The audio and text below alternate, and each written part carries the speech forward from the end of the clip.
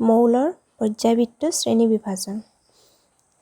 এতিয়া আমাৰ চাৰিওকাষে বিভিন্ন ধৰণৰ মৌল আছে আৰু সেই মৌলসমূহৰ কেনেধৰণে শ্ৰেণী বিভাজন কৰা হৈছে সেইবোৰৰ ধৰ্মৰ ওপৰত ভিত্তি কৰি সকলোৰে ধৰ্ম বেলেগ বেলেগ আৰু কোনবোৰ মৌলৰ ধৰ্মবোৰ মিলে বা সেইবোৰৰ ওপৰত ভিত্তি কৰি কিছুমান শ্ৰেণী বিভাজন কৰা হৈছে। দেখা যাচ্ছে বৰ্তমানে আমি 114টা মৌল ইয়াত 118টা হ'লগৈ এতিয়া বিষয়ে জানো। 1800 চন মানত কেৱল 30টা মৌলৰ বিষয়েহে জনা গৈছিল। 1800 চনত 30টা মৌলৰ বিষয়েহে জানিছিলে বিজ্ঞানীসকলে। দেখাত এই সকলোবোৰৰ ধৰ্ম ভিন ভিন আছিল। এই মৌলসমূহ ধৰ্মবোৰ বেলেগ বেলেগ আছিল। ভিন ভিন মৌল আৱিষ্কাৰ হোৱাৰ পাছত বিজ্ঞানীসকলে মৌলবোৰৰ ধৰ্মৰ বিষয়ে বহুতো তথ্য আহৰণ কৰিছিল। তাৰ পাছত 1800 চনত যে 30টা মৌলৰ বিষয়ে জানিছিল, তাৰ পিছত ক্ৰমান্বয়ে নতুন নতুন মৌলৰ বিষয়ে বিজ্ঞানীসকলে গম পাইছিল বা নতুন নতুন মৌল কিছুমান আৱিষ্কাৰ কৰিছিল আৰু সেই মৌলবোৰৰ ধৰ্মবোৰ কোন মৌলৰ ধৰ্ম কেনেকুৱা সেই বিষয়ে তথ্য আহৰণ কৰিছিল।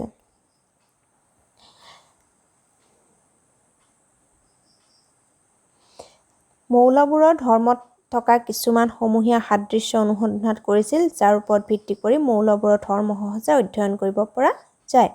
সেই মৌলবোৰ যিবোৰ মৌল আৱিষ্কাৰ হৈছিল সেই মৌলবোৰৰ ভিতৰত যিবোৰ সাদৃশ্য আছিল সেই সাদৃশ্যবোৰৰ ওপৰত ভিত্তি কৰি মৌলসমূহক শ্ৰেণী বিভাজন কৰিছিল। বিশৃংখলাৰ মাজত শৃংখলা। বিশৃংখলা মানে যিটো আমাৰ অনৈক্য আছে সেই তাৰ মাজত কি শৃংখলা আছে, কি মিল আছে, অমিলটোৰ মাজত কোনটো মিল আছে সেইবোৰৰ ওপৰত ভিত্তি কৰি তাৰ শ্ৰেণী বিভাজন কৰা হৈছিলে।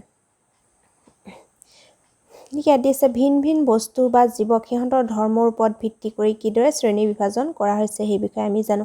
আমি প্ৰতিটো ক্ষেত্ৰতে আমাৰ দৈনন্দিন জীৱনতো আমি কিছুমান ধৰ্মৰ ওপৰত ভিত্তি কৰিহে আমি সেইসমূহক শ্ৰেণী বিভাজন কৰোঁ।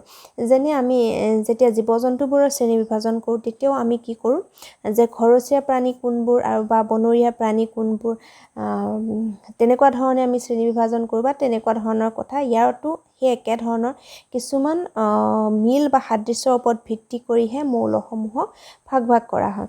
দিছে উদাহৰণস্বৰূপে দোকান এখনত বিস্কুট আৰু চাবোন একেলগে নাৰাখি বেলেগ বেলেগে ৰাখে।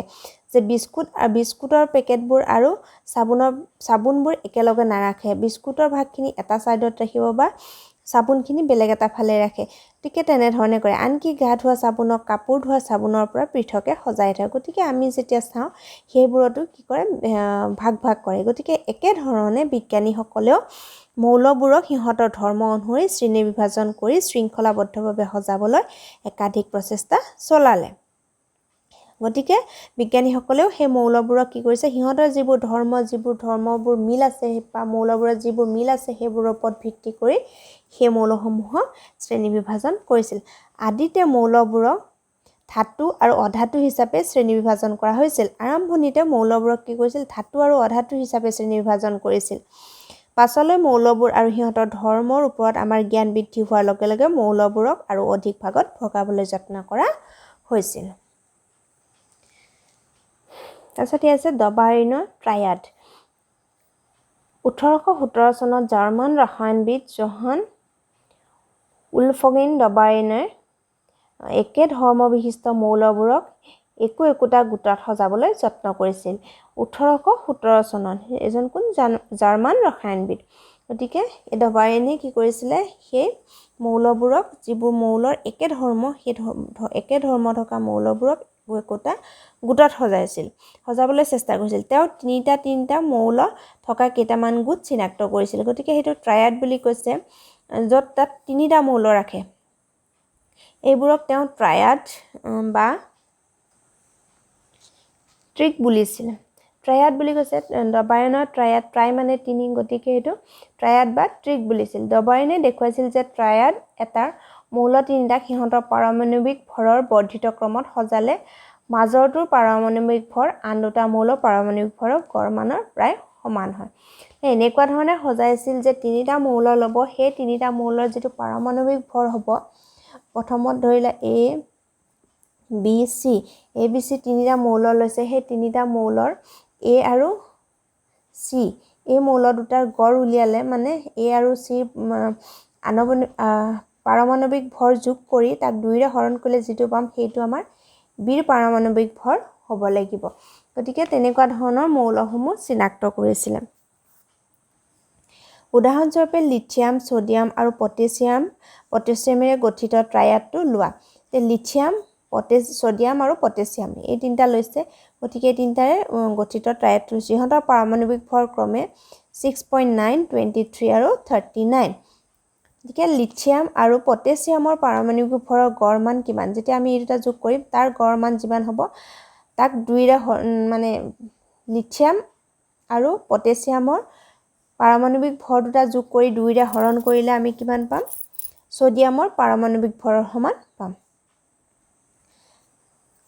গতিকে যেতিয়া তেনেধৰণে মিলিব সেইটোক আমাৰ ডবাৰিনৰ ট্ৰায়াড বুলি কয় গতিকে তলত তিনিটা মৌলৰ কেইটামান গোট দিয়া হৈছে গতিকে মৌলকেইটা পাৰমাণৱিক ভৰ বৰ্ধিত ক্ৰমত তললৈ সজোৱা আছে এতিয়া গোটবোৰৰ কোন কেইটাই ডবাৰিনৰ ট্ৰায়াড গঠন কৰিছে বিচাৰি উলিয়াব পাৰিবনে গতিকে ইয়াত আমি কি কৰিব লাগিব প্ৰথমটো আৰু তৃতীয়টোক যোগ কৰিব লাগিব এই দুটাৰ পাৰমাণৱিক ভৰ দুটা যোগ কৰি পেলাই তাক 2ৰে হৰণ কৰিব লাগিব হৰণ কৰাৰ পাছত আমি মাজৰটো পাওঁ নে নাপাওঁ সেইটো চাব লাগিব যদি আমি পাওঁ তেতিয়াহ'লে এইটো ডবাৰিনৰ ট্ৰায়াড হ'ব আৰু যদি নাপাওঁ তেতিয়াহ'লে নহয়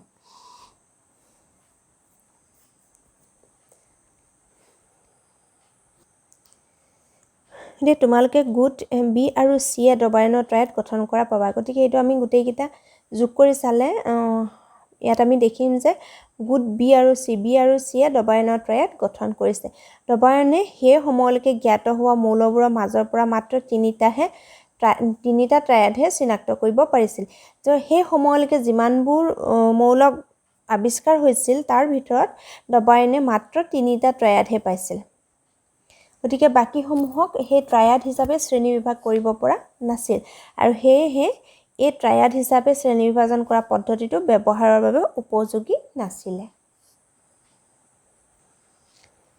গতিকে আমি ডবাৰিনৰ ট্ৰায়াড কেইটা কি পাইছোঁ ডবাৰিনৰ ট্ৰায়াড তিনিটা কি আছিলে লিথিয়াম সোডিয়াম আৰু পটাছিয়াম এইটো এটা হ'ল ডবাৰিনৰ ট্ৰায়াড তাৰপিছত আমি পাইছিলোঁ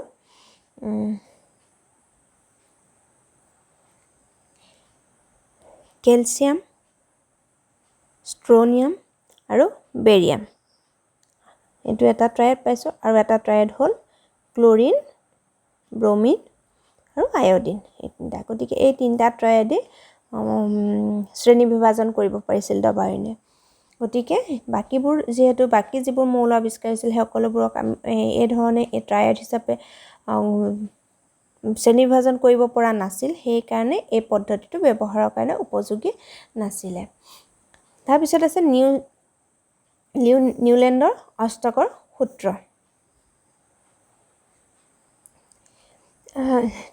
ডবাৰিনৰ যিটো প্ৰচেষ্টা আছিল সেই প্ৰচেষ্টাত তেওঁ যিবোৰ মৌলবোৰৰ ধৰ্ম আৰু সিহঁতৰ পাৰমাণৱিক ভৰৰ ওপৰত ভিত্তি কৰি শ্ৰেণী বিভাজন কৰিছিল গতিকে তেওঁৰ এই প্ৰচেষ্টাৰ পৰাই আন ৰসায়নবিদসকলেও অনুপ্ৰাণিত হৈছিল তাৰমানে সেই পাৰমাণৱিক ভৰৰ ওপৰত ভিত্তি কৰিয়ে আন ৰসায়নবিদসকলেও মৌলসমূহক শ্ৰেণী বিভাজন কৰিবলৈ চেষ্টা কৰিছিল 1866 চনত 1866 চনত ইংৰাজ বিজ্ঞানী জন নিউলেণ্ডছে সেই সময়ৰ আৱিষ্কৃত মৌলবোৰক সিহঁতৰ পাৰমাণৱিক ভৰৰ বৰ্ধিত ক্ৰমত সজাইছিল যে মৌলবোৰৰ যি পাৰমাণৱিক ভৰ আছে সেই পাৰমাণৱিক ভৰৰ বৰ্ধিত ক্ৰমত যিটো ক্ৰমান্বয়ে সজাই গৈছিল গতিকে এই কামটোত তেওঁ আটাইতকৈ কম পাৰমাণৱিক ভৰৰ মৌল হ'ল হাইড্ৰজেনৰ পৰা আৰম্ভ কৰিছিল আৰু 56তম মৌলত থৰিয়ামত শেষ কৰিছিলে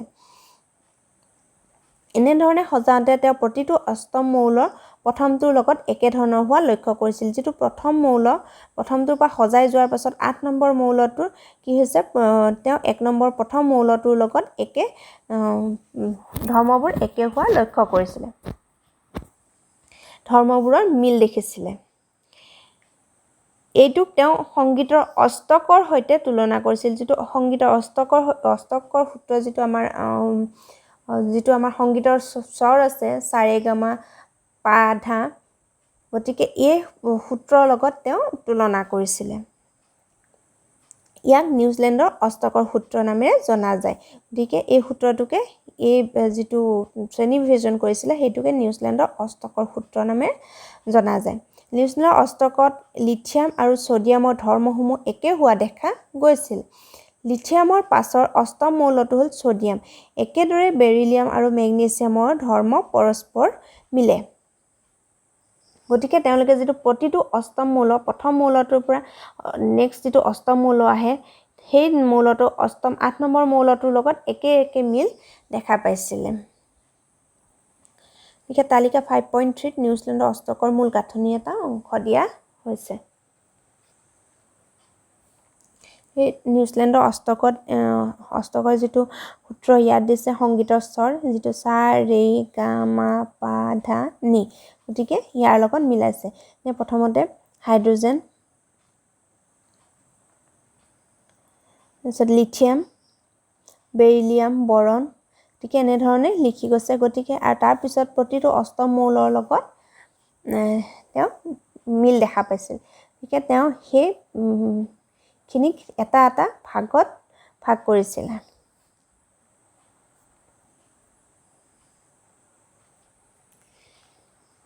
এতিয়া নিউজিলেণ্ডৰ যিটো অষ্টকৰ সূত্ৰ আছিল তাত কিছুমান আসোঁৱাহ আহি পৰিছিলে, মানে কিছুমান অমিল আহি পৰিছিলে। গতিকে ইয়াত কি দিছে, অষ্টক সূত্ৰটো কেৱল কেলছিয়াম পৰ্যন্তহে প্ৰযোজ্য হোৱা পোৱা গৈছিল। এইটো কেলছিয়ামলৈকেহে তেওঁ একে মিলবোৰ পাইছিল। কেলছিয়ামৰ পাছত অষ্টম মৌল একোটাৰ ধৰ্মবোৰ প্ৰথমটোৰ সৈতে একেধৰণৰ নাছিল। যেতিয়া কেলছিয়ামৰ পিছৰ যিটো মৌল আছিল সেই মৌলটো পুনৰ আগৰ মৌলৰ যিটো অষ্টম মৌলৰ লগত যিটো মিল আছিল সেই মিলটো পোৱা নাছিল। গতিকে ইয়াত আসোঁৱাহ আহি পৰিছিলে।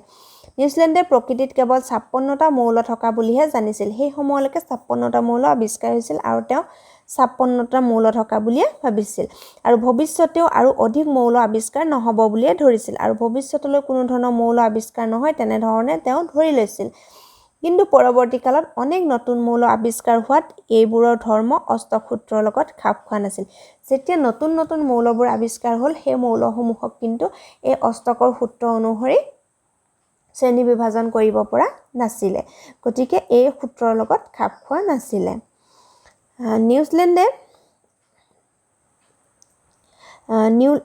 নিউলেণ্ডছে তেওঁৰ তালিকাখনত মৌলবোৰ সজাওঁতে কেৱল একেটা স্থানতে দুটাকৈ মৌলক স্থান দিয়াই নহয়, ধৰ্মৰ মিল নথকা কিছুমান মৌলকো একেটা স্তম্ভতে অন্তৰ্ভুক্ত কৰিছে।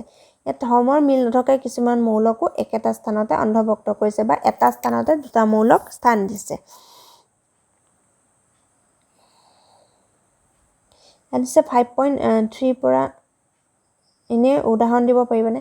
মন কৰা যে তালিকাত কোবাল্ট আৰু নিকেলৰ স্থান একেটা আৰু ইহঁতক ফ্ল'ৰিন, ক্ল'ৰিন আৰু ব্ৰমিনৰ সৈতে একেটা স্তম্ভতে ৰখা হৈছে।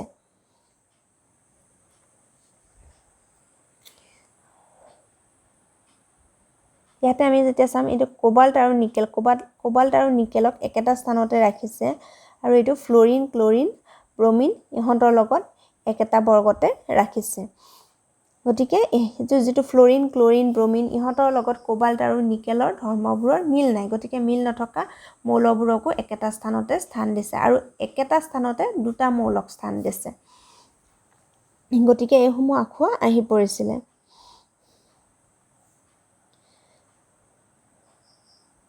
আইৰণৰ ধৰ্ম কোবাল্ট আৰু নিকেলৰ লগত মিলে যদিও ইয়াক এই মৌলকেইটাৰ পৰা আঁতৰত ঠাই দিয়া হৈছে। এতিয়া আইৰণৰ ধৰ্মটো কোবাল্ট আৰু নিকেলৰ লগত মিলে, কিন্তু আইৰণক এই কোবাল্ট আৰু নিকেলৰ লগত স্থান দিয়া হোৱা নাই। আইৰণক বেলেগত স্থান দিয়া হৈছে। গতিকে আইৰণক ইয়াতে স্থান দিয়া হৈছে আৰু কোবাল্ট আৰু নিকেল হৈছে ইয়াতে। গতিকে ধৰ্মৰ মিল নথকা মৌলবোৰকো বেলেগ স্থানত স্থান দিছে আৰু একে মিল থকা মৌলবোৰকো বেলেগকৈ ৰখা হৈছে। গতিকে এই আসোঁৱাহসমূহ কিছুমান আহি পৰিছিলে নিউলেণ্ডছৰ অষ্টকৰ সূত্ৰত। তাৰপিছত বিশৃংখলাৰ মাজত শৃংখলা, মেণ্ডেলিভ পৰ্যাবৃত্ত তালিকা। তাৰপিছত আহিলে মেণ্ডেলিভৰ পৰ্যাবৃত্ত তালিকা। নিউলেণ্ডৰ অষ্টকৰ সূত্ৰ নাকচ হোৱাৰ পাছতো মৌলৰ ধৰ্ম আৰু সিহঁতৰ পাৰমাণৱিক ভৰ সম্বন্ধে সম্বন্ধক উপস্থাপন কৰিব পৰাকৈ এক আঁচনি উদ্ভাৱনৰ বাবে বহুতো বিজ্ঞানীয়ে প্ৰচেষ্টা চলাই গৈছিল। নিউলেণ্ডছৰ অষ্টক সূত্ৰটো নাকচ হোৱাৰ পাছতো সেই মৌলসমূহৰ ধৰ্মৰ ওপৰত ভিত্তি কৰি বা পাৰমাণৱিক ভৰ এইবোৰৰ ওপৰত ভিত্তি কৰি কি কৰিছিলে বিজ্ঞানীসমূহে মৌলসমূহক কেনেধৰণে নতুনকৈ বা কেনেধৰণে শ্ৰেণীবিভাজন কৰিব পাৰি তাৰ প্ৰচেষ্টা চলাইছিলে। এইসকলৰ ভিতৰত ৰুছ ৰসায়ন বিজ্ঞানী ডিমিত্ৰী আইভানোভিচ মেণ্ডেলিভক মৌলৰ শ্ৰেণীবিভাজনৰ বাবে সৰ্বাধিক কৃতিত্ব দিয়া হয়। মৌলৰ পৰ্যাবৃত্ত তালিকাখনৰ প্ৰাৰম্ভিক বিকাশত তেওঁ অতিশয় গুৰুত্বপূৰ্ণ অৱদান আগবঢ়াইছিল। তালিকাখনত মৌলবোৰৰ সিহঁতৰ মৌলিক ধৰ্ম, পাৰমাণৱিক ভৰ আৰু ৰাসায়নিক ধৰ্ম সাদৃশ্যৰ ভিত্তিত সজোৱা হৈছিল। গতিকে যিটো আমাৰ মৌলৰ পৰ্যাবৃত্ত তালিকাৰ যিটো শ্ৰেণী বিভাজন তাৰ বাবে সৰ্বাধিক কৃতিত্ব দিয়া হৈছিল মেণ্ডেলিভক। এতিয়া মেণ্ডেলিভৰ শ্ৰেণী বিভাজনসমূহ কেনেকুৱা ধৰণে কৰিছিলে, কেনেধৰণে শ্ৰেণী বিভাজন কৰিছিলে। মেণ্ডেলিভে কাম আৰম্ভ কৰোঁতে 63টা মৌলৰ বিষয়ে জনা গৈছিলে। তেওঁ যি সময়ত কাম আৰম্ভ কৰিছিলে তেতিয়া 63টা মৌলৰ বিষয়ে জানিছিলে। তেওঁ মৌলসমূহৰ পাৰমাণৱিক ভৰৰ সৈতে সিহঁতৰ ভৌতিক আৰু ৰাসায়নিক ধৰ্মৰ সম্পৰ্ক পৰীক্ষা কৰি চাইছিল। পাৰমাণৱিক ভৰৰ লগত সেই মৌলসমূহৰ ভৌতিক আৰু ৰাসায়নিক ধৰ্ম পৰীক্ষা কৰিছিলে। ৰাসায়নিক ধৰ্মসমূহৰ ভিতৰত মৌলবোৰৰ অক্সিজেন আৰু হাইড্ৰজেনৰ সৈতে গঠন কৰা যৌগবোৰৰ ওপৰতহে মেণ্ডেলিভে গুৰুত্ব দিছিল। ৰাসায়নিক ধৰ্মসমূহৰ ভিতৰত কি চাইছিলে, যিবোৰে অক্সিজেন আৰু হাইড্ৰজেনৰ লগত যৌগ গঠন কৰে সেইটোৰ ওপৰত গুৰুত্ব দিছিলে। যিটো আমি অক্সাইড আৰু হাইড্ৰক্সাইড বুলি কওঁ, যেতিয়া অক্সিজেনৰ লগত বিক্ৰিয়া কৰে তেতিয়াহ'লে সেইটো অক্সাইড হয় আৰু যেতিয়া হাইড্ৰজেনৰ লগত বিক্ৰিয়া কৰে তেতিয়া সেইটো হাইড্ৰক্সাইড হয়। গতিকে তেওঁ বিশেষকৈ সেই হাইড্ৰজেন আৰু অক্সিজেনৰ লগত যি যৌগ গঠন কৰিছিল তাৰ ওপৰত গুৰুত্ব দিছিল। তেওঁ হাইড্ৰজেন আৰু অক্সিজেনক এইবাবে বাছি লৈছিল যে ইহঁত যথেষ্ট সক্ৰিয় আৰু অধিকাংশ মৌলৰে সৈতে ইহঁতে যৌগ গঠন কৰে। হাইড্ৰজেন আৰু অক্সিজেনক কি কাৰণে বাছি দিছিল, কাৰণ হাইড্ৰজেন আৰু অক্সিজেন যথেষ্ট সক্ৰিয় মৌল আৰু অধিকাংশ মৌলৰ লগতে সিহঁতে যৌগ গঠন কৰে। মৌল এটাক শ্ৰেণীভুক্ত কৰিবলৈ তেওঁ মৌলটোৱে গঠন কৰা হাইড্ৰক্সাইড আৰু অক্সাইডসমূহৰ সংকেতক মৌলটোৰ অন্যতম মূল ধৰ্ম হিচাপে বিবেচনা কৰিছিলে। তেওঁ কি কৰিছিলে, সেই মৌলটোৱে যিটো গঠন কৰিব অক্সাইড আৰু হাইড্ৰক্সাইড সেইটোৰ ওপৰতহে যিটো সংকেত হ'ব তাৰ ওপৰতহে গুৰুত্ব দিছিলে আৰু সেইটোক মূল ধৰ্ম হিচাপে লৈ পেলাই শ্ৰেণী বিভাজন কৰিছিলে। তাৰ পাছত তেওঁ 63খন কাৰ্ড লৈ মৌল একোটাৰ ধৰ্মবোৰ একোখন কাৰ্ডত লিখি গৈছিলে। অনুৰূপ ধৰ্ম প্ৰদৰ্শন কৰা মৌলসমূহ ভাগে ভাগে বাছি সেইমতে কাৰ্ডবোৰ বেৰত গাঁঠি গৈছিলে। তেওঁ লক্ষ্য কৰিছিল যে মৌলবোৰৰ অধিকাংশই পৰ্যাবৃত্ত তালিকা এখনত ঠাই পাইছিল আৰু সিহঁত পাৰমাণৱিক ভৰৰ বৰ্ধিত ক্ৰমত সজ্জিত হৈছিলে। সেই কাৰ্ডসমূহ যেতিয়া বেৰত ওলোমাই গৈছিলে তেওঁ তাত লক্ষ্য কৰি গৈছিল যে সেইসমূহৰ অধিকাংশই কি কৰিছিলে, পৰ্যাবৃত্ত তালিকাত ঠাই পাইছিল। তাৰমানে সেইটো কিছুমান মৌল কিছুমানৰ লগত মিলিছিলে আৰু সিহঁত এনেধৰণে হৈছিল যে সিহঁতৰ পাৰমাণৱিক ভৰৰ বৰ্ধিত ক্ৰমত সজ্জিত হৈছিল। পাৰমাণৱিক ভৰৰ ওপৰত ভিত্তি কৰি পাৰমাণৱিক ভৰৰ বৰ্ধিত ক্ৰমত যিটো ক্ৰমান্বয়ে বাঢ়ি যায় 1 2 3 4 এনেধৰণে ক্ৰমান্বয়ে, গতিকে সেই ধৰণে সজাইছিল। এইটোও দেখা গৈছিল যে নিৰ্দিষ্ট ব্যৱধানৰ অন্তৰালত একেধৰণৰ ভৌতিক আৰু ৰাসায়নিক ধৰ্ম দেখুওৱা মৌলবোৰৰ পুনৰাবৃত্তি ঘটে। এটা নিৰ্দিষ্ট ব্যৱধানৰ অন্তৰালত একেধৰণৰ ভৌতিক আৰু ৰাসায়নিক ধৰ্মৰ মৌলবোৰ পুনৰাবৃত্তি ঘটে, পুনৰ আহে। সেই একেধৰণৰ মৌলবোৰ, সেই একে ধৰ্ম দেখুওৱা মৌল কিছুমান আহে। ইয়াৰ ওপৰত ভিত্তি কৰিয়ে মেণ্ডেলিভে এটা পৰ্যাবৃত্ত সূত্ৰ প্ৰতিপাদন কৰিছিলে। সূত্ৰটো হ'ল মৌলবোৰৰ ধৰ্মবোৰ সিহঁতৰ পাৰমাণৱিক ভৰ পৰ্যায়ক্ৰমে সলনি হয়। সূত্ৰটো কি কৈছিলে, মৌলবোৰৰ ধৰ্মবোৰ সিহঁতৰ পাৰমাণৱিক ভৰৰ পৰ্যায়ক্ৰমে সলনি হয়।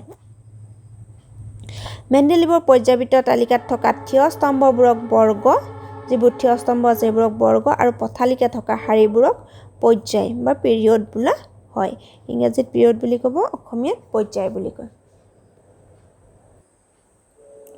এখনত মেণ্ডেলিভৰ পৰ্যায়বৃত্ত তালিকা ইয়াতে যিবোৰ এইবোৰ এনেকৈ থিয়কে যিবোৰ আছে সেইবোৰক বৰ্গ বুলি কৈছে গ্ৰুপ আৰু যিবোৰ পথালিকে আছে পথালিকে থকাবোৰক পৰ্যায় বুলি কৈছে পিৰিয়ড গতিকে ইয়াত ওপৰত আমাৰ যেটো ৰাসায়নিক ধৰ্মৰ ওপৰত ভিত্তি কৰি সজাইছে হেতু অক্সাইড আৰু হাইড্ৰক্সাইড অক্সাইডৰ লগত যেটো অক্সিজেনৰ লগত বিক্ৰিয়া কৰিব তেতিয়া যেটো যৌগ উৎপন্ন হ'ব হেতু কেনে ধৰণৰ হ'ব বুলি দিছে এতিয়া বৰ্গ 1ত কেনেকুৱা ধৰণৰ হ'ব বৰ্গ 2ত কেনেকুৱা ধৰণৰ হ'ব হেখিনি দিয়া আছে হেতু অক্সাইডৰ কাৰণে এটো হাইড্ৰক্সাইডৰ কাৰণে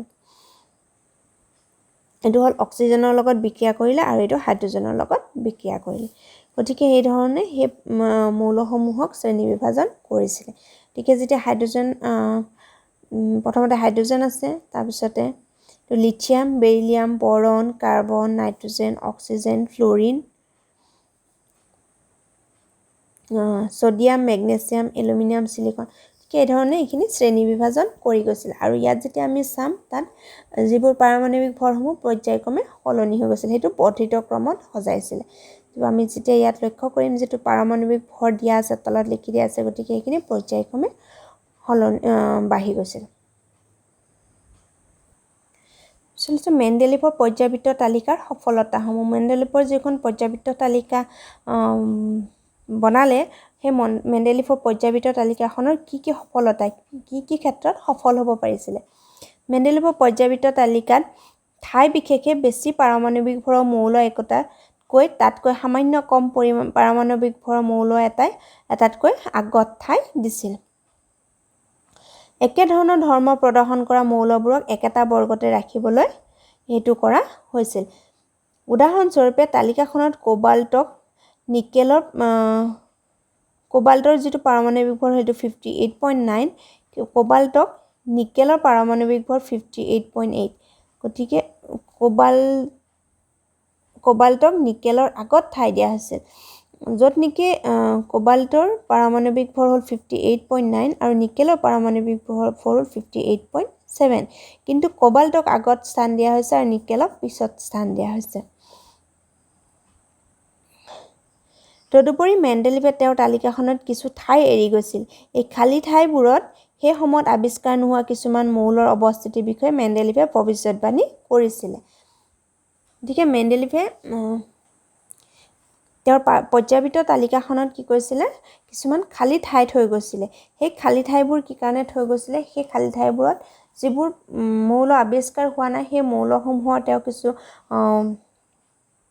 ভৱিষ্যতবাণী কৰিছিল আৰু সেই মৌলসমূহক স্থান দিবলৈ সেই ঠাইসমূহ এৰি গৈছিল একেটা বৰ্গত থকা পূৰ্বৱৰ্তী মৌলটোৰ নামৰ আগত সংস্কৃত শব্দ একা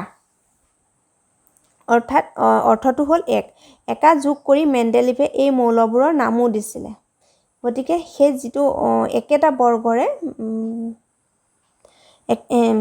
একেটা বৰ্গৰে মৌল এটা নামৰ আগত একা লিখি পেলাই তাৰ মানে সেই বৰ্গটোতেই যে হ'ব যেটো নাম দিছে সেই নামটোত য'ত দিয়া দিব একা বুলি লিখি পেলাই গতিকে সেই ঠাইতে সেই মৌল এটা আৱিষ্কাৰ হ'ব গতিকে তেওঁ হে ভৱিষ্যতবাণীটো কৰিছিল কিন্তু উদাহৰণ স্বৰূপে তেতিয়াৰ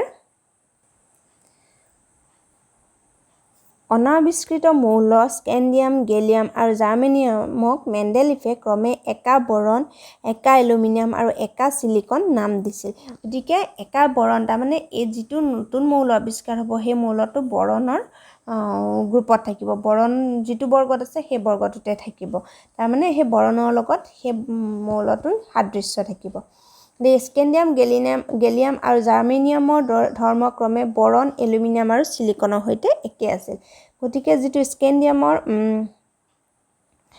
ধৰ্ম গতিকে স্কেন্ডিয়ামৰ ধৰ্মটো বৰণৰ সৈতে একে আছিল ঠিক একে ধৰণে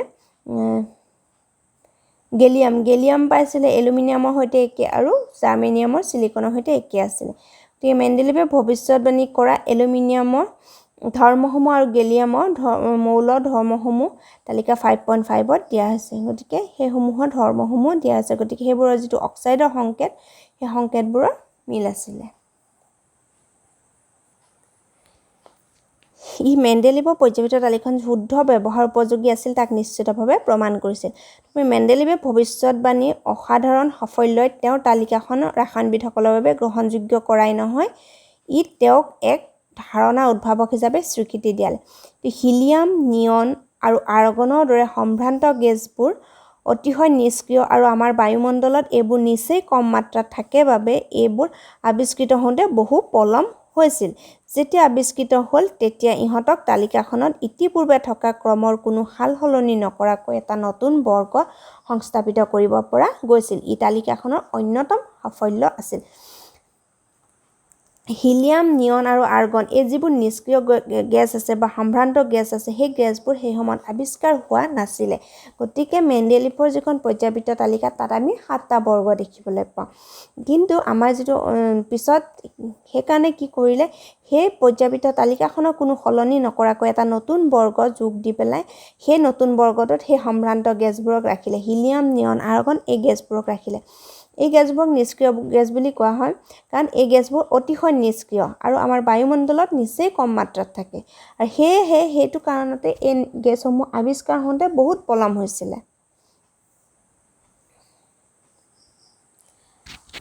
নেক্সট আহিছে মেণ্ডেলিভৰ শ্ৰেণী বিভাজনৰ সীমাবদ্ধতা। কি লিমিটেশ্যন আছিলে মেণ্ডেলিভৰ শ্ৰেণী বিভাজনত? মেণ্ডেলিভে যি শ্ৰেণী বিভাজন কৰিছিল তাত কি আমাৰ আসোঁৱাহবোৰ আছিলে। হাইড্ৰজেনৰ ইলেক্ট্ৰনীয় বিন্যাস ক্ষাৰ ধাতুবোৰৰ লগত মিলে। উদাহৰণত দেখুওৱাৰ দৰে ক্ষাৰ ধাতুবোৰৰ নিচিনাকৈ হাইড্ৰজেনে হেল'জেন, অক্সিজেন আৰু ছালফাৰৰ সৈতে লগ হৈ অনুৰূপ সংকেতৰ যৌগ গঠন কৰে। গতিকে হাইড্ৰজেনৰ ইলেক্ট্ৰনীয় বিন্যাস ক্ষাৰ ধাতুবোৰৰ লগত মিলে। যিবোৰ ক্ষাৰ ধাতু আছে সেইবোৰৰ লগত মিলে। গতিকে সেইবোৰৰ ধাতুৰ নিচিনাকৈ হাইড্ৰজেনে হেল'জেন, অক্সিজেন আৰু ছালফাৰৰ সৈতে লগ হৈ অনুৰূপ সংকেতৰ যৌগ গঠন কৰে।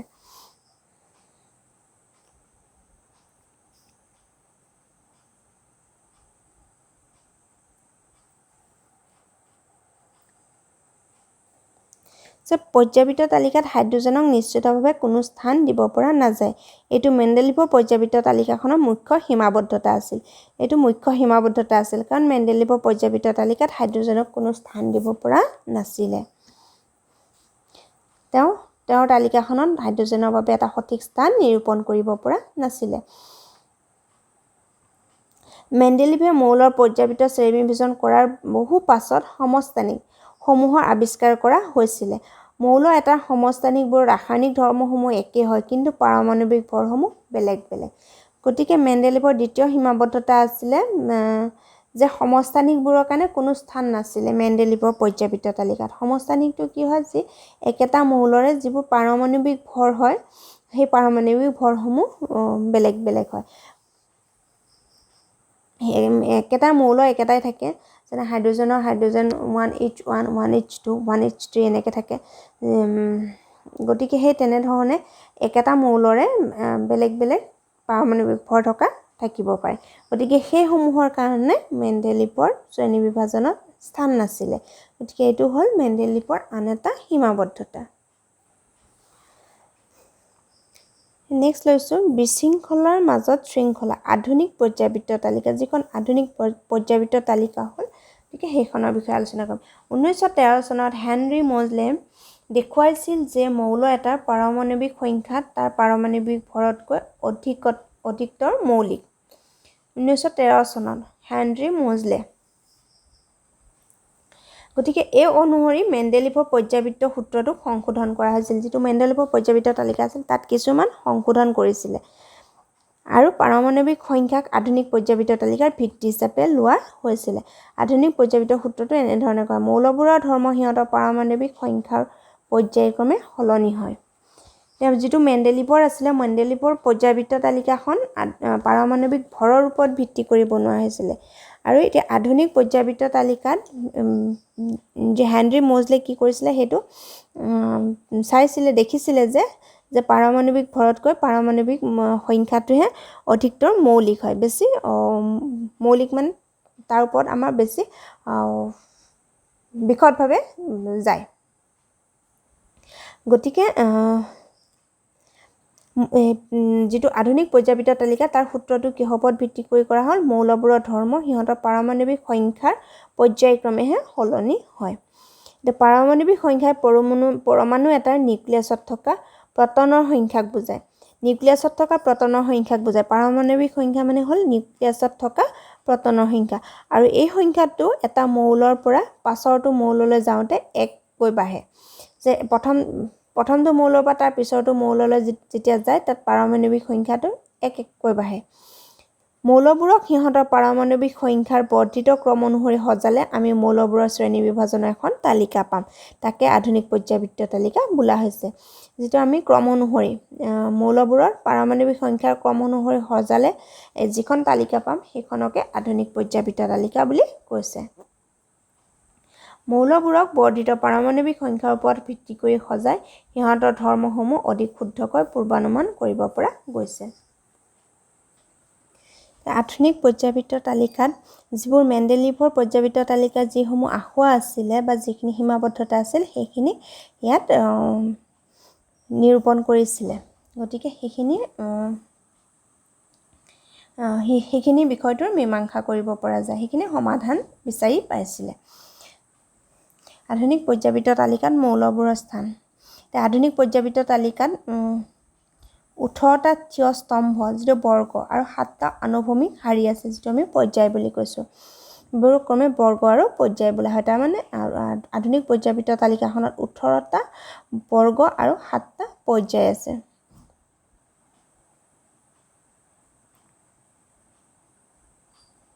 গতিকে বৰ্গ আৰু পৰ্যায়ত মৌল এটা স্থান কিহে নিৰ্ধাৰণ কৰে এই মৌলকেইটাত তোমালোকে একে সংখ্যক যোজক ইলেক্ট্ৰন থকা দেখা পাবা একেদৰে তোমালোকে যিকোনো বৰ্গ এটাৰে মৌলবোৰৰ একে সংখ্যক যোজক ইলেক্ট্ৰন থকা দেখিবা উদাহৰণস্বৰূপে বৰ্গ 17ত মৌল ফ্লৰিন আৰু ক্লৰিন থাকে ফ্লৰিন আৰু ক্লৰিনৰ বহিতম কক্ষত কিমানটাকৈ ইলেক্ট্ৰন থাকে এইবে আমি ক'ব পাৰোঁ যে পৰ্যায়বৃত্ত তালিকাৰ বৰ্গ এটা বহিঃক ইলেক্ট্ৰনৰ বিন্যাস একোটাকৈ সূচায় এতিয়া ইয়াত যোজক ইলেক্ট্ৰন বুলি কৈছে যোজক ইলেক্ট্ৰন মানে যিটো বহিতম কক্ষত কিমানটা ইলেক্ট্ৰন থাকে যেতিয়া আমি পৰ্যায়বৃত্ত তালিকাখন আমি ভালদৰে চাম তেতিয়া আমি দেখা পাম সেই পৰ্যায়বৃত্ত তালিকাখনত যিটো বৰ্গবোৰত যিবোৰ যোজক ইলেক্ট্ৰন থাকে একে সংখ্যক যোজক ইলেক্ট্ৰন থাকিব এতিয়া আমি যদি প্ৰথম বৰ্গটোত চাওঁ প্ৰথম বৰ্গটোত হাইড্ৰোজেন আছে হাইড্ৰোজেনৰটো এটাই থাকিব গতিকে এটা ইলেক্ট্ৰনে থাকিব যে প্ৰথম কক্ষত তাৰ পিছত আমাৰ পাওঁ লিথিয়ামৰ পাৰমাণৱিক সংখ্যা হ'ল 3 তেতিয়া তাত আমাৰ এটা দুটা আৰু যিটো বহিতম কক্ষ হ'ব তাত এটা ইলেক্ট্ৰন থাকিব গতিকে এনে ধৰণে আমি যিটো প্ৰথম বৰ্গটোত চালে আমি তাত সদায় যোজক ইলেক্ট্ৰন এটাই পাম ঠিক তেনে ধৰণে আমি দ্বিতীয় বৰ্গটোত একে ধৰণে হ'ব তেতিয়া আমি তাত কি পাম বেৰিলিয়াম মেগনেছিয়াম কেলছিয়াম এনে ধৰণে আছে গতিকে বৰ্গ 2ত আমি যোজক ইলেক্ট্ৰনৰ সংখ্যা পাম 2 গতিকে একে পাম এটা মৌল ফ্লৰিন গতিকে ফ্লৰিন আৰু ক্লৰিনৰ বহিতম কক্ষত কিমানটা আছে গতিকে হেতু আমি চালে দেখিম যে প্ৰতিটো বৰ্গতে যোজক ইলেক্ট্ৰন একে থাকে গতিকে ইয়াত আমি চালে দেখা পাম যে বৰ্গ এটাত যোজক ইলেক্ট্ৰনৰ সংখ্যা সমান থাকে কিন্তু পৰ্যায়ত যেতিয়া চাম পৰ্যায়বোৰত একে সংখ্যক যোজক ইলেক্ট্ৰন নাথাকে তাত যোজক ইলেক্ট্ৰনৰ সংখ্যা একে নাথাকে কিন্তু সিহঁতৰ একে সংখ্যক কক্ষ থাকে কক্ষটো একেটাই থাকিব যেনেকৈ হাইড্ৰোজেনত এটা কক্ষ আছে লিথিয়ামত দুটা কক্ষ আছে তেনেকুৱা নহয় যদি আমাৰ পৰ্যায়বোৰত দুটা কক্ষ যদি আছে সেই আটাইবোৰ মৌলতে দুটা কক্ষই পাম আৰু যদি তিনিটা কক্ষ আছে তাত তিনিটা কক্ষই পাম গতিকে যিবোৰ পৰ্যায় আছে সেই পৰ্যায়বোৰত কক্ষৰ সংখ্যা একে থাকে আৰু যিবোৰ বৰ্গ আছে সেই বৰ্গবোৰত যোজক ইলেক্ট্ৰনৰ সংখ্যা একে থাকে একে সংখ্যক অধিকৃত কক্ষ থকা বেলেগ মৌলৰ পৰমাণুবোৰক একেটা পৰ্যায়ত স্থান দিয়া যায় বুলি আমি ক'ব পাৰোঁ আধুনিক পৰ্যায়বৃত্ত তালিকাত sodium magnesium aluminium silicon phosphorus sulphur chlorine আৰু আৰ্গনক তৃতীয় পৰ্যায়ত অন্তৰ্ভুক্ত কৰা হৈছে কাৰণ এই মৌলকেইটাৰ পৰমাণুত ইলেক্ট্ৰনে K L আৰু M চেলত স্থিতি লয় তাৰমানে ইয়াত এইকেইটা মৌলত তিনিটা চেল পাম আমি কক্ষ তিনিটা পাম কে এল আৰু এম গতিকে মৌলকেইটাৰ ইলেক্ট্ৰনীয় কক্ষ বিন্যাস লিখাৰ উক্তিটো সাব্যস্ত কৰে যেতিয়া আমি কক্ষ বিন্যাস লিখিম তেতিয়া আমি তিনিটা কক্ষই পাম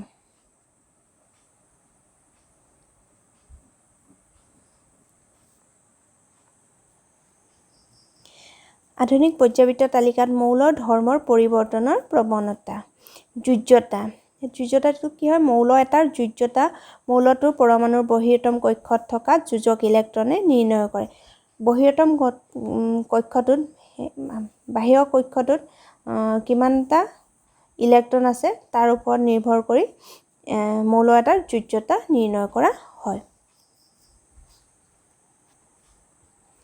পাৰমাণৱিক আকাৰ পাৰমাণৱিক আকাৰে পৰমাণু এটাৰ ব্যাসাৰ্ধ সূচায়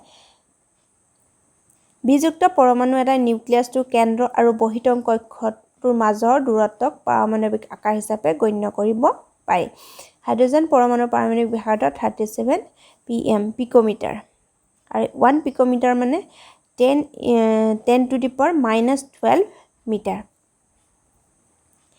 গতিকে এটা পাৰমাণৱিক আকাৰটো কি হ'ব যেটো আমাৰ নিউক্লিয়াছটো থাকে সেই নিউক্লিয়াছৰ পৰা বাহিৰৰ কক্ষটো যদি দুটা কক্ষ থাকে তে বাহিৰৰ কক্ষ যেটো হয় সেই কক্ষটোলৈ যেটো ব্যাসাৰ্ধ হয় ব্যাসাৰ্ধটোক বুজায় বা যদি তিনিটা কক্ষ থাকে তেতিয়াহলে একেবাৰে বাহিৰত যেটো কক্ষ থাকিব সেই বহিৰতম কক্ষলৈকে যেটো ব্যাসাৰ্ধ হয় হেতুকে কয় পাৰমাণৱিক আকাৰ তোমালোকে দেখিবা যে পৰ্যায় এটাত বাওফালৰ পৰা সোফাললৈ গলে পাৰমাণৱিক ব্যাসাৰ্ধ কমে তো বাওফালৰ পৰা সোফাললৈ যেতিয়া যাব ব্যাসাৰ্ধটো কমি যায় পাৰমাণৱিক ব্যাসাৰ্ধ কমে নিউক্লিয় আধান বঢ়াৰ বাবে এনে হয় ইয়াত নিউক্লিয় আধানটো বাঢ়ি যোৱাৰ কাৰণে এনেকুৱা হয় গতিকে বৰ্ধিত নিউক্লিয় আধানে ইলেক্ট্ৰনবোৰক নিউক্লিয়াছৰ ওচৰলৈ টানি থাকে আৰু সেইবাবে পৰমাণুৰ আকাৰ কমে যিবোৰ নিউক্লিয় আধান থাকে সেই আধানবোৰে নিউক্লিয়াছটো ইলেক্ট্ৰনবোৰক নিউক্লিয়াছটোৰ ওচৰলৈ টানি থাকে আকৰ্ষণ কৰে আৰু হেতুৰ কাৰণে তাৰ ব্যাসাৰ্ধটো কমি যায় তোমালোকে দেখিবা যে বৰ্গত তললৈ গলে পাৰমাণৱিক আকাৰ বাঢ়ে যেতিয়া বৰ্গত তললৈ যাব সেই তললৈ গলে পাৰমাণৱিক আকাৰটো বাঢ়ি যায় গতিকে ক্ৰমটো এনে ধৰণৰ হ'ব যেতিয়া বাওফালৰ পৰা সোফাললৈ যায় তেতিয়া কমে আৰু যেতিয়া বৰ্গত আমি চাওঁ বৰ্গটো যেটো থিয় কৈ থাকে সেইটো বৰ্গ হয় গতিকে বৰ্গত যেতিয়া তললৈ যাব তেতিয়া পাৰমাণৱিক আকাৰটো এটো বাঢ়ি যায় সোফালে গলে কমে আৰু তললৈ গলে বাঢ়ি যায় ইয়াৰ কাৰণ হৈছে বৰ্গ এটা তললৈ যোৱাৰ লগে লগে নতুন কক্ষ একোটা আৰম্ভ হয় গতিকে যিমান তললৈ যাব তাত নতুন কক্ষ এটা বাঢ়ি যায় গতিকে ই বহিষ্ঠতম ইলেক্ট্ৰন আৰু নিউক্লিয়াছৰ মাজৰ দূৰত্ব বঢ়ায় সেইবাবে নিউক্লিয় আধান বাঢ়ে আৰু লগে লগে পাৰমাণৱিক আকাৰো বাঢ়ি যায়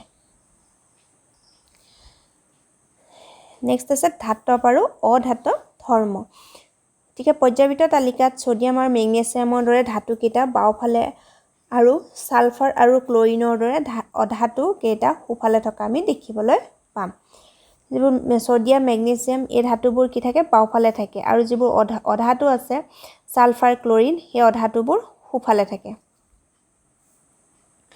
মাজত সিলিকন থাকে ই অৰ্ধ ধাতু যেটো সেমি মেটেল বা ধাতু কল্প বুলি কয় সিলিকনটো যেটো থাকে মাজত সিলিকন হেতু ধাতুৰ ধৰ্ম থাকে অধাতুৰ ধৰ্ম থাকে সেইকাৰণে এইবোৰক ধাতু কল্প বুলি কয় গতিকে ধাতু কল্প হিচাপে শ্ৰেণী বিভাজন কৰা হৈছে কাৰণ ই ধাতু আৰু অধাতু উভয়ৰে কিছুমান ধৰ্ম প্ৰদৰ্শন কৰে ঠিক আধুনিক পৰ্যায়বৃত্ত তালিকাত একা বেকা যেটো জিগজাগ লাইন এনে ধৰণে দিয়া আছে ৰেখা এটা ধাতুবোৰক অধাতুবোৰৰ পৰা পৃথক কৰিছে ৰেখাডালৰ গাতে লাগি থকা মৌলকিটা যেটো গাতে লাগি থকা মৌল border line boron silicon germanium arsenic antimony tellurium আৰু পলোনিয়ামে ধাতু আৰু অধাতুৰ মাজৰ ধৰ্ম দেখুৱায় কেহতক ধাতু কল্প বা অৰ্ধ ধাতু বোলা হয় যেটো এটো এনে ধৰণে জিগজাগ লাইনটো দেখুৱাইছে এই ধাতু এইগিটা বৰ্ডাৰ লাইন এইগিটা দেখুৱাইছে এইগিটাই ধাতু আৰু অধাতু দুইটাৰে ধৰ্ম দেখুৱায় গতিকে এইখিনি হল অধাতু এই লাইনটোৰ এইফালে থকাখিনি হ'ল অধাতু আৰু এইফালৰখিনি হ'ল ধাতু গতিকে এইটো বৰণ সিলিকন জাৰ্মেনিয়াম আৰ্ছেনিক এন্টিমনি ট্ৰিটেনিয়াম পলনিয়াম এইকেইটা হ'ল ধাতুকল্প পৰ্যায় এটাত সোঁফালে ক্ৰমান্বয়ে যোজক ইলেক্ট্ৰনৰ ওপৰত আকৰ্ষণীয় ক্ৰিয়া কৰা কাৰ্যকৰী নিউক্লিয় আধানৰ মান বাঢ়ে সোঁফালে পৰ্যায় এটাত সোঁফালে যেটো সোঁফালে থাকে সেই সোঁফালে ক্ৰমান্বয়ে যোজক ইলেক্ট্ৰনৰ ওপৰত যেটো যোজক ইলেক্ট্ৰন বহিতম কক্ষত যে ইলেক্ট্ৰন থাকে সেই ইলেক্ট্ৰনৰ ওপৰত আকৰ্ষণীয় ক্ৰিয়া কৰা কাৰ্যকৰী নিউক্লিয় আধান যে থাকে তাৰ মান বাঢ়ে সেইবাবে ইলেক্ট্ৰন হেৰুৱাৰ প্ৰৱণতা কমে আৰু সেই কাৰণে ইলেক্ট্ৰনটো হেৰুৱাৰ প্ৰৱণতাটো কমি যায় বৰ্গ এটাত তললৈ ক্ৰমান্বয়ে যোজক ইলেক্ট্ৰনৰ ওপৰত সেই একে ধৰণে বৰ্গত যেতিয়া চাম বৰ্গ এটাত ক্ৰমান্বয়ে তললৈ ক্ৰমান্বয়ে যোজক ইলেক্ট্ৰনৰ ওপৰত আকৰ্ষণীয় ক্ৰিয়া কৰা কাৰ্যকৰী নিউক্লিয় আধানৰ মান কমে কাৰণ বহিৰতম ইলেক্ট্ৰনসমূহ নিউক্লিয়াছৰ পৰা অধিক দূৰলৈ আঁতৰি যায় যেটো বহিৰতম যেটো ইলেক্ট্ৰন থাকে সেই ইলেক্ট্ৰনসমূহ নিউক্লিয়াছটোৰ পৰা দূৰলৈ আঁতৰি যায় যিমানে তাৰ কক্ষ বাঢ়ি যায় তাত দূৰলৈ আঁতৰি যায় সেইবাবে এনে অৱস্থাত মৌল এটাই যোজক ইলেক্ট্ৰন সহজে হেৰুৱাব পাৰে সেইবাবে পৰ্যায় এটাত সোঁফালে ক্ৰমে ধাতৱীয় ধৰ্ম কমে যিমানে সোঁফালে যায় সিফালে ধাতৱীয় ধৰ্মটো কমি যায় আৰু বৰ্গ এটাত তললৈ ই বাঢ়ে আৰু তললৈ বাঢ়ি যায়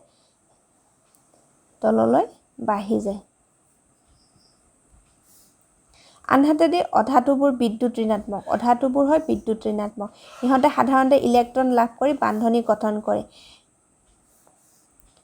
গতিকে কি হয় অধাতুবোৰ বিদ্যুৎ ঋণাত্মক হয় আৰু সেইকাৰণে ইহঁতে ইলেক্ট্ৰন লাভ কৰে আৰু ইলেক্ট্ৰন লাভ কৰি ইহঁতে যে বান্ধনী গঠন কৰে বিদ্যুৎ ঋণাত্মক ধাৰণাই দেখুৱাইছে যে অধাতুবোৰ পৰ্যায়বৃত্ত তালিকাৰ সোঁফালে তালিকাৰ ওপৰফালে থাকে